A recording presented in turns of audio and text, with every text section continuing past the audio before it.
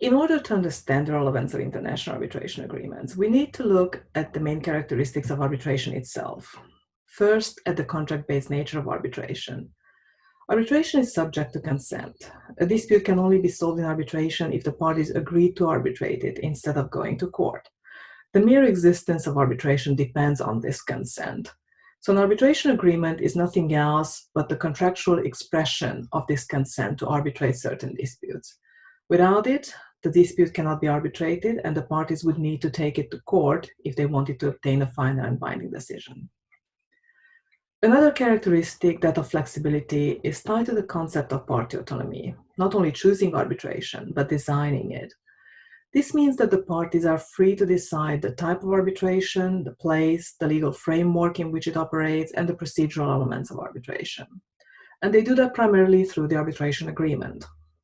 As a bare minimum, the agreement must include the consent to arbitrate, but that is usually not enough. It also needs to include a choice of the seat of an institution, or the indication that the choice is for ad hoc arbitration, the number of arbitrators, any qualification requirements the parties may want to impose, and the language of arbitration.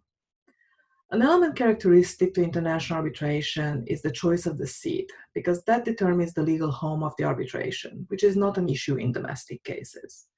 Apart from that, the more parties want to make use of party autonomy and tailor an arbitration to their needs, the more detailed the arbitration agreement will be.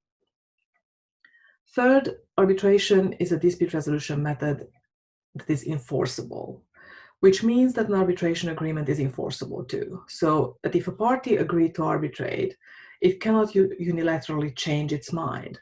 If a party refuses to arbitrate or initiates court proceedings despite having a valid arbitration agreement, the court would send that dispute to arbitration, thus enforcing the arbitration agreement.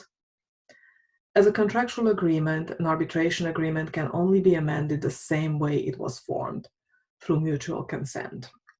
Now, this context will define the order and the elements of this lecture, looking at what arbitration agreements are, what types of agreements exist, and what conditions they must satisfy to be recognized and enforced as valid.